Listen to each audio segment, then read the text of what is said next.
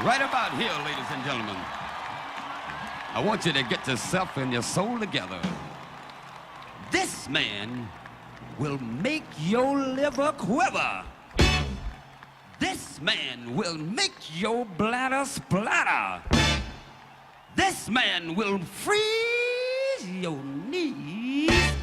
If you will, let's all welcome the world's godfather of soul, soul brother number one, James Brown! James Brown! James Brown!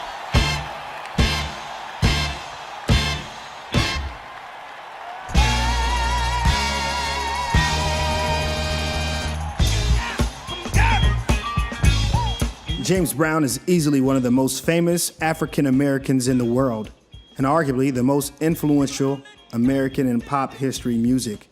His imprint has been felt throughout Western Europe, Asia, the Far East, and beyond. His dances, his language, his music, his style, his pioneering funk, his manner of speaking are all stamped into American consciousness as deeply as that of any civil rights leader or sports hero, including Muhammad Ali, Michael Jordan, Martin Luther King, and Malcolm X. He is also arguably the most misunderstood and misrepresented African-American figure of the last 300 years. And I would speculate that he is nearly as important and as influential as American social history as, say, Harriet Tubman or Frederick Douglass. When his 2006 funeral procession slowly steered through Harlem, men rushed out of barbershops with shaving creams on their faces, children stayed home from school, old people wept openly. The Apollo Theater crowds lined the streets for 5 city blocks. Black America from front to back took a knee and bowed. The king of pop himself, Michael Jackson, flew to Augusta for the funeral service, a coronation from a king to a king.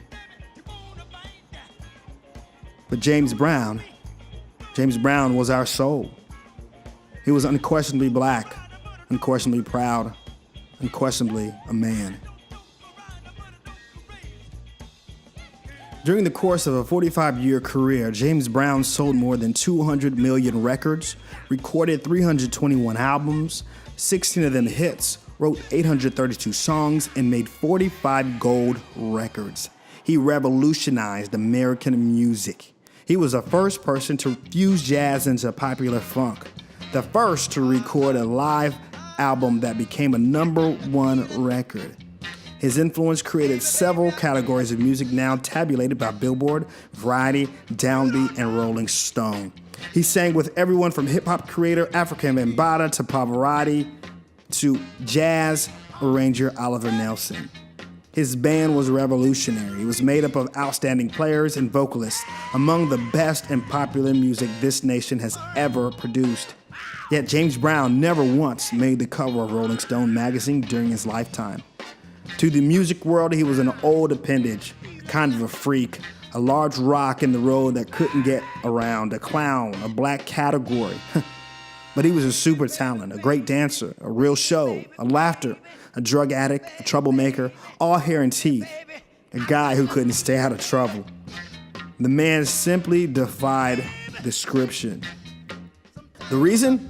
Brown was a child of a country in hiding, America's South.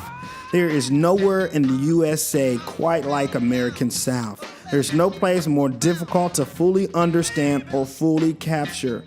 No one book can get close to the man because he comes from a land that no one book can explain. A land shaped by a history of slavery and oppression and misunderstanding, whose self-definition defies simple explanation and pushes out any impression you might try to lay upon it.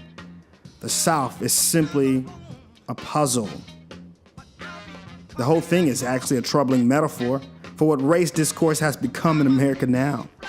A troubled world, this new America, a disturbing world where the N-word is passé, but the notion of poverty is not.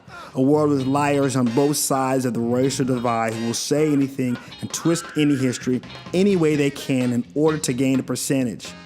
A nation of private, for-profit, supermax prisons full of young men who desperately need help, guarded by other young men who once worked on farms and grew corn and raised cows in the very same places those prisons now stand. A world of beer and cognac, guns, violence, nice cars, tennis shoes, and Super Bowl commercials. It's all jive. It's for us. It's by us. It's sold to us. By ourselves. The new cultural export, American jive.